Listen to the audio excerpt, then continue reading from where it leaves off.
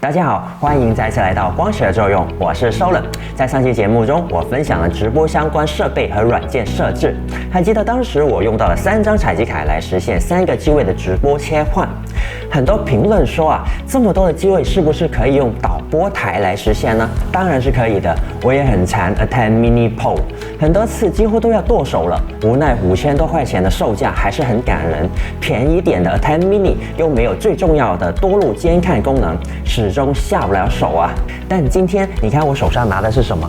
这次为大家开箱分享的就是这款来自富威德的 LiPo L1。我先说结论，仅售2000多元售价的它，拥有一切主流的功能，是非常之富有性价比的一款4路导播台。先开箱看看里面都有什么。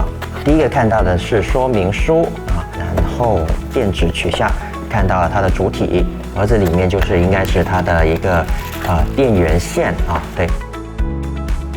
对于这种理工男的设备，当然还是先从它的外观入手，还是挺小巧的，一个手掌的大小背后有4个 HDMI 入口和一个出口。HDMI 入口对应的是支持4个机位，出口对应的是支持监看，侧面还有个网口和 USB 口还有一对的音频输入输出口。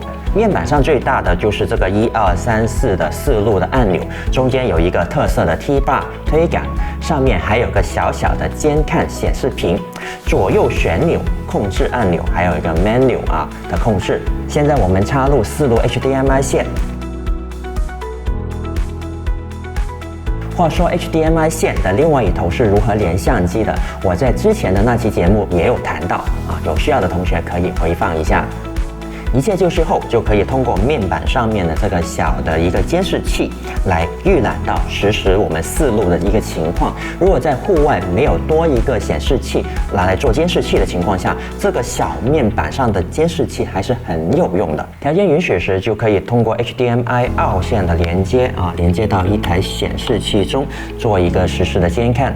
下面4个小窗框为4路画面，左上角为即将切换的预览画面，右上角为现在在显示 online 的画面。一切准备就绪后，我们就可以通过 USB 线连接到电脑中，就可以通过 OBS 来进入我们电脑里面查看画面。现在看到的就是我们 HDMI 1的信号，然后我们可以按一下我们的2号键，然后再通过我们 T bar， 然后慢慢的拉过来，就可以看到 HDMI 2的信号了。慢慢的拉又回到了1的信号。T bar 带来的这样的一个操控感，不是简单的按钮可以比拟的。界面的效果也很丰富像我这样子就可以轻松的调整这个不同的一个渐变的效果。当然这些效果也比较特别，不会经常用到。导播台还有一个相当实用的功能，就是画中画，可以灵活设置画中画出现的位置比如像这样子。通过 T bar 一拉，就能轻松的实现画中画的功能了。遗憾的是，现在并不能对画中画的这个大小窗框的大小进行调整，有时候的确会挡住一些重要的信息。这个问题我也反馈给了厂商，希望日后可以通过固件升级方式得以实现。最后说到音频的部分，若像以前一样，麦克风直接连到主机位 HDMI 1时，做导播台切换画面切换到2、3、4的话，就会直接屏蔽掉1的声音，所以这样就不能够实现全局的音频。那如何进行操作呢？我们需要将3.5寸口连接到导播台的 Audio In 接口中。一开始的时候我还以为直接可以插上小蜜蜂或者我们的麦克风插进这里就可以实现了，但是怎么插也没有声音。翻了翻说明书才发现，这个音频入口原来只支持线性输入的数值音频信号，而麦克风或者小蜜蜂直接输出的是模拟信号，所以它们之间要通过调音台或者例如 Zoom H5 我们这样的一个录机通过这个录机才能够进行实现。先将麦克风连到录机上，再从录机的 Line Out 出口连到导播台中。这一点有些不太友好，会加大用户的使用成本，的确可以优化呀。近期直播设备卖得非常之火热，导播台绝对算是直播系统中的大脑。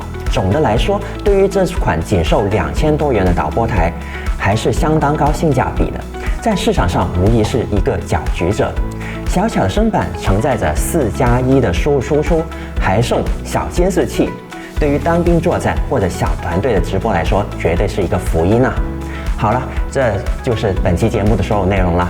我会持续更新关于拍摄的技巧、摄影用光的技术与大家分享，希望大家多多的点赞、投币、关注，这是对我创作的最大动力。那我们下期再见。